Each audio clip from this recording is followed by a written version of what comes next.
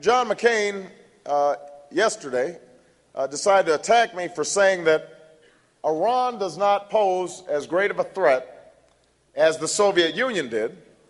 And so if we were willing to talk to Gorbachev, if we were willing to talk to Khrushchev, then there's no reason why we shouldn't talk to Iran. Seems like common sense.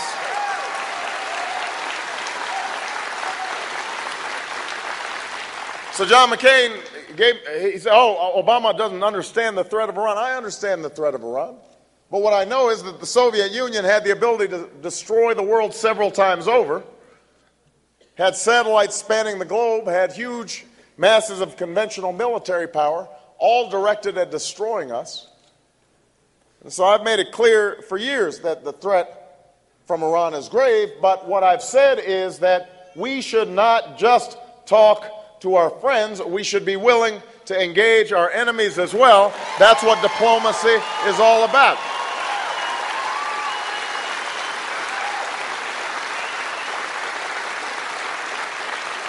So let me be absolutely clear. Iran is a grave threat. It has an illicit nuclear program. It supports terrorism across the regions and militias in Iraq.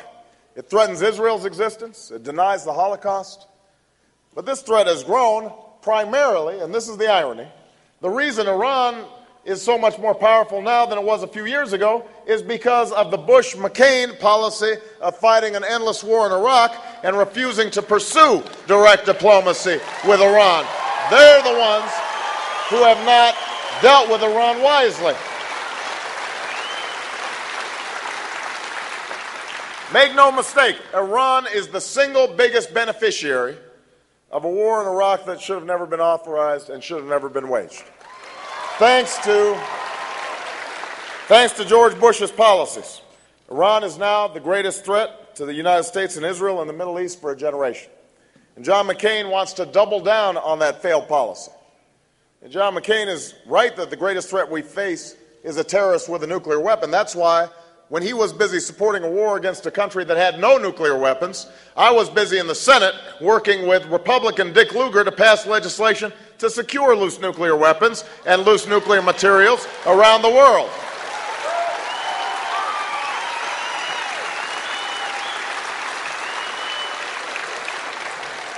That's why I made it clear that I'll secure all loose nuclear materials around the world during my first term. But when you're running for George Bush's third term, it's hard to make a case on the merits. So John McCain's using the same George Bush textbook that we've seen year after year after year.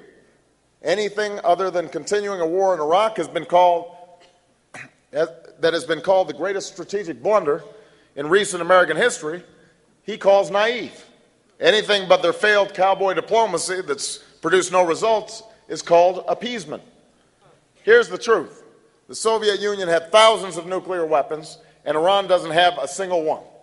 But when the world was on the brink of nuclear holocaust, Kennedy talked to Khrushchev, and he got those missiles out of Cuba. Why shouldn't we have the same courage and the confidence to talk to our enemies? That's what strong countries do. That's what strong presidents do. That's what I'll do when I'm president of the United States of America.